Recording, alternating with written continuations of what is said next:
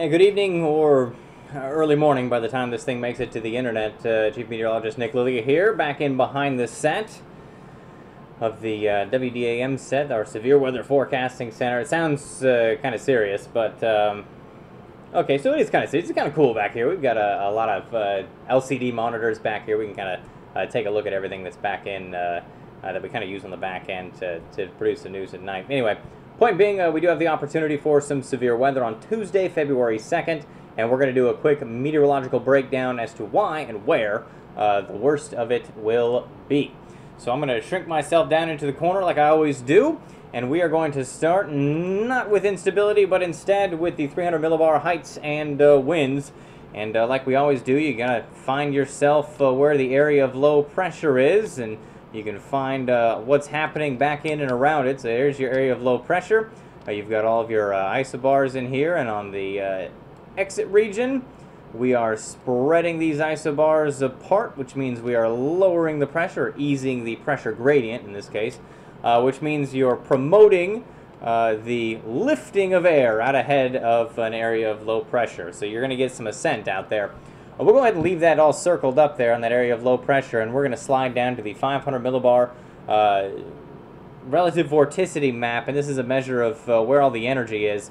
And you can see that it's sliding right around the bottom part of this area of low pressure here, and it's kind of back in this area there or so. Notice not much energy out ahead of it. And so now let's go down to vertical velocity, and we're going to try and find the places, and here I'm going to clear that out, but I'm going to leave this area circled again as the area where we were promoting ascent. And we're going to look at vertical velocity right now, and this is where the air actually wants to move up due to what's happening in the atmosphere at the 700 millibar level or so. And notice that we do have plenty of it, not ample, but plenty of it out ahead of it, and then ample down and along the coast, where we're going to have a whole bunch of moisture getting shoved in to the Gulf Coast from the Gulf of Mexico. And while I didn't highlight the area to look at here, but we will coming up at the end of this. And we can see the 850 millibar heights and temperatures here. The place where we're getting a lot of vertical motion is the place where we're shoving a lot of that warm air. So down at 850 millibars or so. And remember that the numbers, as they get higher in millibars, you're actually moving down toward the surface. So at 850 millibars, you're sitting at about 4,000 feet down here, 700 millibars, about 10,000 feet or so, 500 millibars, about 20,000 feet. And notice that we've got a little wedge of warm 15 degrees Celsius air that's kind of trying to sneak in to our area where we were looking at the most vertical velocity up at 700, and then we had our circle here. Let me do that a little bit better. We had a little circle in here, and then we had one there and another guy in here. So it looked kind of like that. And that's where we're putting all of the warm air down at the surface, or close to the surface, the lower levels of the atmosphere. We're also shoving a bunch of moisture in there. Look at some of these dew points. I have to slide up 15, 16 degree dew points or so. And that's sitting underneath the temperatures that are sitting at about 15 or 16 degrees. So we are chock full of moisture at 850 millibars, or about 4,000 feet. That could do one of two things. Either, number one, we're moving in a whole bunch of moisture, so if it's sunny outside, we're able to use that moisture to promote the development of showers and thunderstorms, or the opposite, we're shoving all this moisture in here, and now we've got a dew point and a temperature that are sitting on top of each other, and you're able to, if you do this, shove too much moisture in there, you can actually make a cloud, or fog down here at the surface, but you can make a cloud. And that is going to block the sun from heating up the Earth. So we're actually going to get in the way or mitigate the opportunity for some severe weather if that's the case. And this is, I think, the most telling thing. Is I'm actually going to clear this out. I think this is the most telling thing. You've got, take a look at this. You've got some cooler air right up and butted along the coast or so. Maybe a little sea fog. A little regular fog, and then you've got plenty of warm air back here. Now I know it's red on red, so it's tough to see. You got more warm air off to the east, and then you've got your area right in here where there's a little bit cooler. That is the slightly cooler area. Remember, we can circle us up. We know where we're at in Mississippi. That's where the warmer air at 4,000 feet is getting shoved in. Now, it will be warmer down at the surface than it will be up at 4,000 feet, but it creates an interesting situation where the reason the model is probably saying that it's cooler underneath the area where you're shoving in warmer air in the mid-levels, or the lower levels, I should say, is that you've got a cloud deck there. Sun can't penetrate the cloud deck. Outside of that cloud deck, right? So you're plenty warm here, and you're plenty warm over here. We can switch back. See, that's where we're good and warm.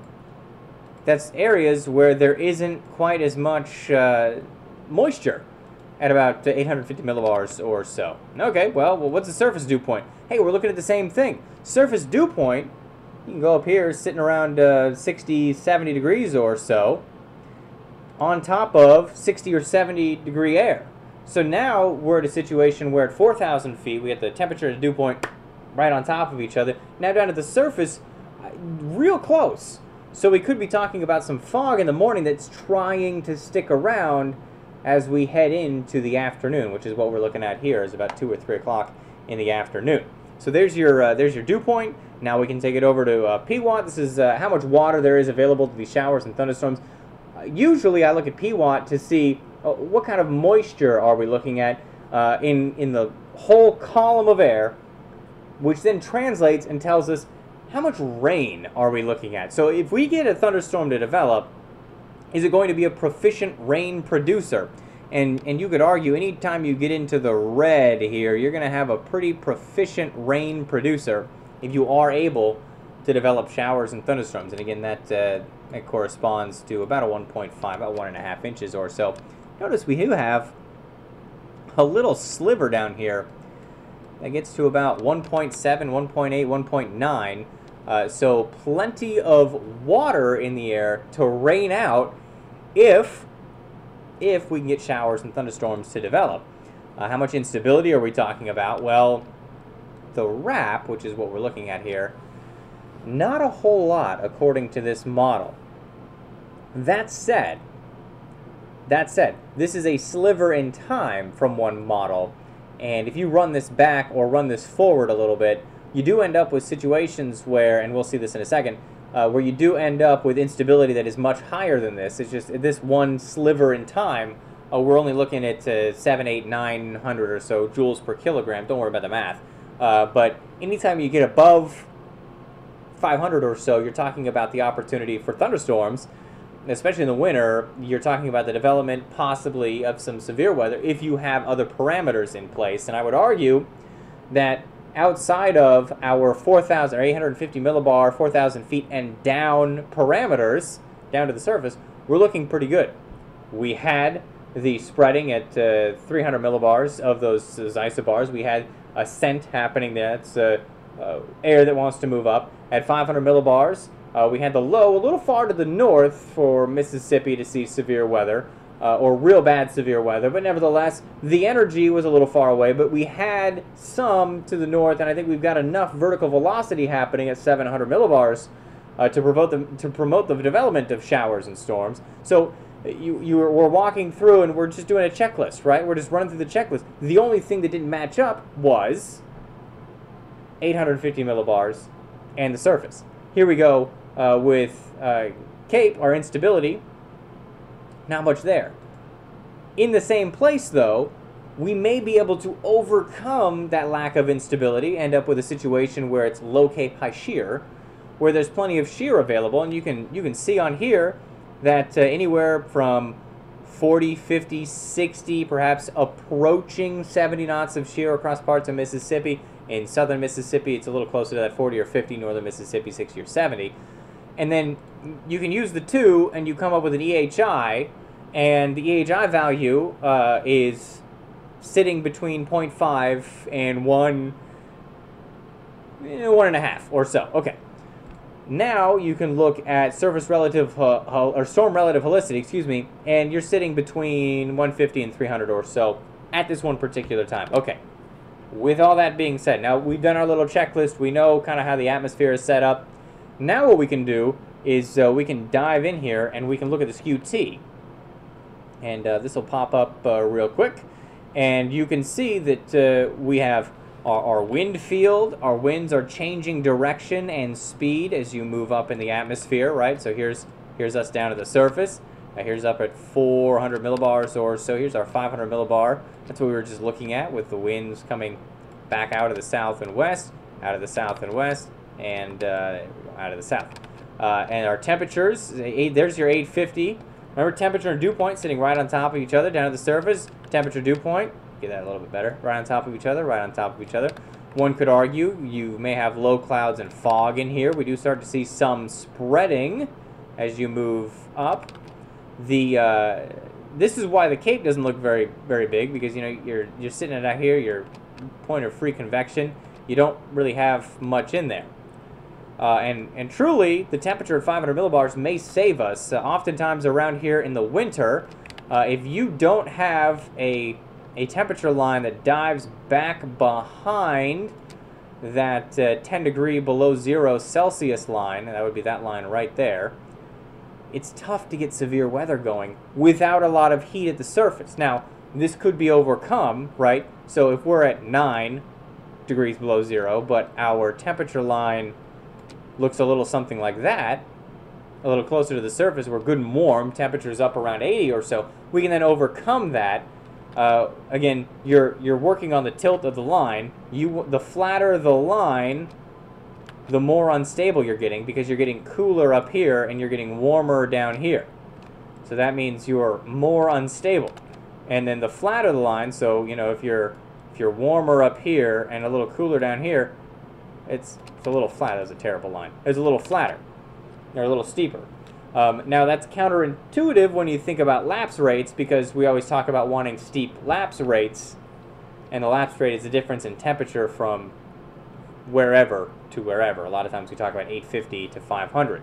So that would be from here to here. And you want a steep lapse rate. Well, a steep lapse rate would be a warmer temperature down here and a cooler temperature up there.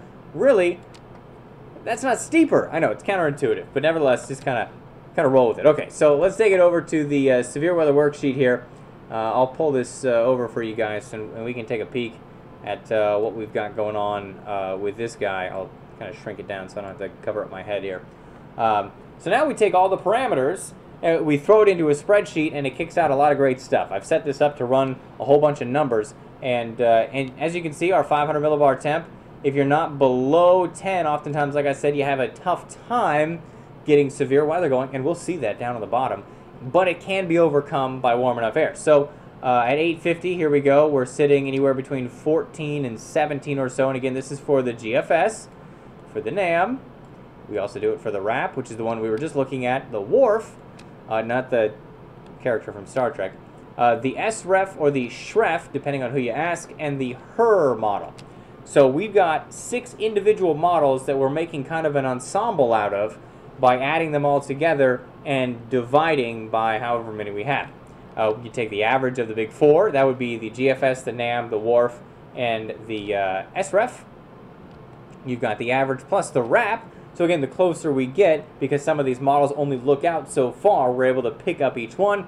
And then we've got the average plus the RAP and the HER, and then you divide them all by however many. And so you can average these all out. So you've got all of your temperatures here. You can average them all out, and you end up, I like taking the orange one because it's taking into account all of the model data that we have available to us, save the RPM and the Euro. Don't have access to RPM raw data, and I don't pay $100 and $200 a year for the Euro data, unfortunately. So you can take all this information, right? You've got your surface temperature here as well. And again, this is all in Celsius, folks, so it's not going to be, don't worry, it's not going to be 23 degrees tomorrow. That would be a very cold tornado, very cold thunderstorm, very, very, very cold hail. But in Celsius here, because it makes the math a little bit easier, here's your 850 millibar dew point. And the other thing that kind of matters is the wind and the wind direction for 500 and 850. Wind direction, think of it like a compass or a circle, 360 degrees. So if you're talking about 180 degrees, that's north-south. As you tilt it back, so I'll do it right for you guys. As you tilt it back, 200, 210, 220, 230, 240, all the way up to 270, which would be an east-west wind. Okay, cool. Now that we've got all that settled, You've got your parameters here on the far right-hand side. We'll get to those in a second, but we'll go down to the bottom here. So your sweat, and again, don't worry about the math. All you have to do is look at the key. So your sweat, anytime you get above 400, tornadic possible, not likely. It means that the thunderstorms that develop have the right ingredients to produce a tornado if other parameters, again with our checklist, check out. So anytime you get above 400 and the higher you get, the easier it is to create one. The forecast that I've done, which is that first column, which is not part of the averages, by the way, is based on what I believe, based on all the modeling and the trends, the temperatures at each one, again, that will end up with. As you can see on here, it doesn't necessarily completely line up with stuff across, but I just kind of, I fill out the numbers and then let the bottom tell me how bad the weather's going to be. For example, here, I'll clear this out. For example, I think we'll be right about 10 or so at 500 millibars. I think we'll be right at about 16 or so. And I got to do that for each one based on the model trends that we've seen. Now, up until recently, it's been saying we've been 12, 13, 14 degrees below 0 Celsius at 500 millibars. Now, that change comes because we've got more weather balloons up in the air, we're able to sample some more data, the models are ingesting this, but I think sometimes they get swayed a little too far, especially the NAM and the WRF. So, knowing that, you kind of have to hedge things a little bit. And this is where a lot of times weather people that have been weather people forever are really good forecasters because they kind of get a feel for things. But so you're sitting at 430, 500, 450, 315, 450 or so, and 625. I will say this: the HRRR is the shortest range model that we've got. This only goes out 12 to 15 hours depending on when you catch it. So I like the HRRR because it's sampling a lot of data, it runs every single hour, and it's the shortest range, most highest resolution model that we have access to the raw data of. And it's suggesting a much more volatile atmosphere, which has me a little concerned versus the other ones, which is why the discrepancy here, and why you've got 625 out here versus a bunch of 4s and 5s and 3s back here. Your totals, and we can go back up here, and again, you don't need to know the math. That's the great part about this spreadsheet. All you got to do, you find the key. So anytime that you get above a 51, you've got isolated severe storms possible, then widely scattered severe once you get above 53. Notice we're in the upper 40s to low 50s or so, except for the 43 from the WRF here, and the 58 from the HRRR. And again, the HRRR, that's our shortest range, most highest resolution model. Okay, well, the K index, all right? So we can go up here. We can say anytime you get above 40, you got a high convective potential. 26 to 39, moderate to small convective potential anytime you get underneath that. The K index can be skewed a little bit, though, and again, you can't use any one of these alone. The K index can get skewed a little bit because it takes that 700 millibar temperature. And the dew point and that dew point depression. So that's that guy right there. So for example, we can run a little experiment here with our forecast. Right now, the K index is a 39, which puts us at the highest end of the moderate convective potential. But we can do a little experiment here. What if, let's say, it's a little bit warmer, we'll say it's 6 degrees, but it's also a little drier. So we'll say the dew point is at 0. So a little warmer and a little drier, and that would make sense. Water, higher heat capacity, it's harder to warm it up and cool it down, right? So if you get a little drier, you can end up getting a little warmer. Makes sense. Well, what happens to our K index? Now we're down at a 35. Well, and we can do that the opposite way as well. We can say, okay, well, we'll make it a 4, and we'll put the dew point at a 3. And again, because it takes that depression, now we're at a 40. So I think we'll end up probably being around a 5 and probably around a 2 or so, which leaves us at about a 38, 39, kind of somewhere in there. But notice, we're sitting at 29, 41, 31, 33, 31, 34. Because, again, skewed a little bit by that 750 millibar data. You can look here at 41, you can look here at 31, and then you can go all the way up and look at the dew point depression. The larger the dew point depression, the smaller this number down here is going to be.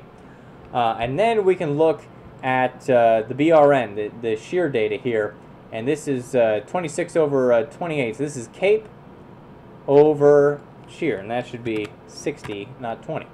And so now you go back over here and you say, okay, BRN, that's the great news. That's why I love having the key. Anytime you get below 45, you can build yourself some supercells. Anytime you get it below 10, though, you're a little too sheared to see much in the way of severe weather, or it's a little more difficult. Again, you can't take one of these for what they are. You got to kind of put them together. And in this case, we're sitting between 16 there and 44 there. So we're barely getting supercells out of what's happening here. But again, this is skewed on the HER because it's set up so that you're dividing one by the other. So the bigger one number is, in this case, instability, and the lower your shear, you're going to mess up your BRN. So for example, if we only had 1,000 joules per kilogram, notice that our BRN is a little bit higher. So thinking about that logically, though, that kind of makes sense, right? So if you're moving air up, if your instability is really high and your shear isn't quite as high, as you're pushing that air up and changing the wind speed and direction with height, if it's not changing speed or direction as much with height, you're not going to be pushing stuff in one direction and pushing it out a different direction quite as fast, so your BRN is a little bit lower. But it can end up giving you some kind of goofy numbers in situations where one is 16 and one is 44 because the instability isn't very high and the instability is quite high. Now, with all that being said, one thing that I've started doing down here, it's more of an experimental thing, is these three indexes down here, which I'm still kind of working with. And again, this is low-level sweat and lower-level K-index. Now, these are at the lower levels of the atmosphere. And this is more of an experimental, I'm not really sure. This is me having some fun with math, I guess, so to speak.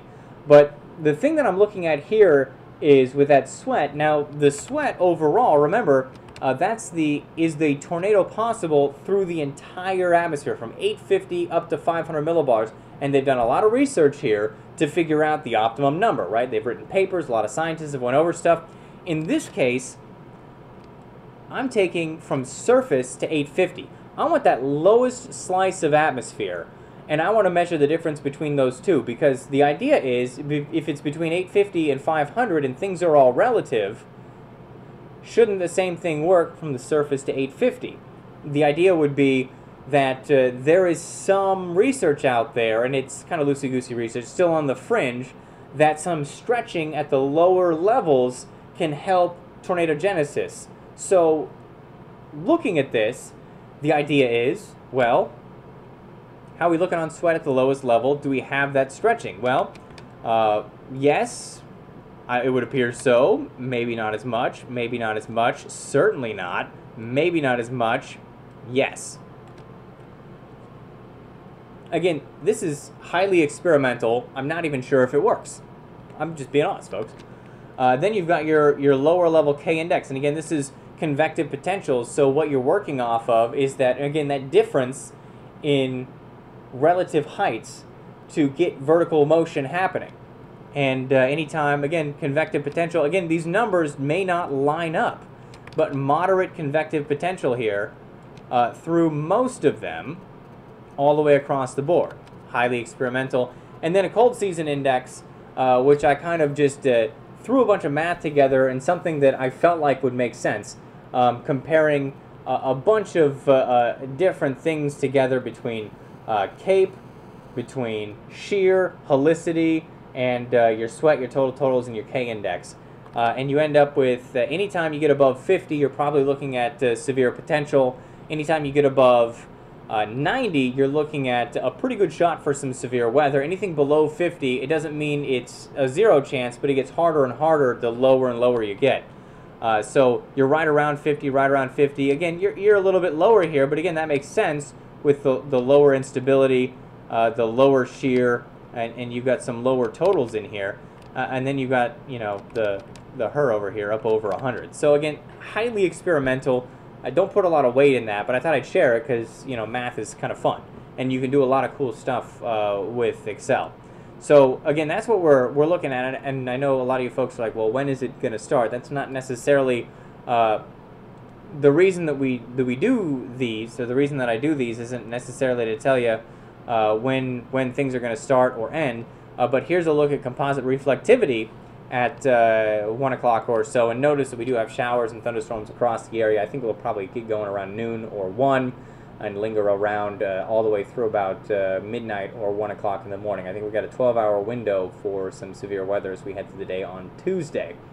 And I would be remiss if I did one of these without consulting what the SPC is saying. We're still on day 2, haven't made it quite yet to day 1 yet. We'll see if their website loads with any kind of speed here. We're still underneath that enhanced risk. Slight risk for us down in South Mississippi. And again, that's where we saw the most vertical motion, the most helicity, the most shear. Not necessarily the most cape, but again, low cape, high shear kind of an event. That's what they're looking at, and that's why they see that enhanced risk. STP, significant tornado parameter in those areas, a little bit higher as well.